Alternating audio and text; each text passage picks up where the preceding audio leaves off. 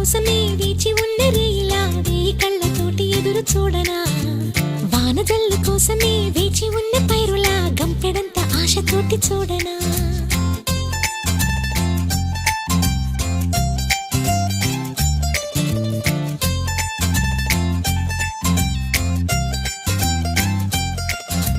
జోల పాట కోసం ఉయ్యాలలోన చంటి పాపలాగా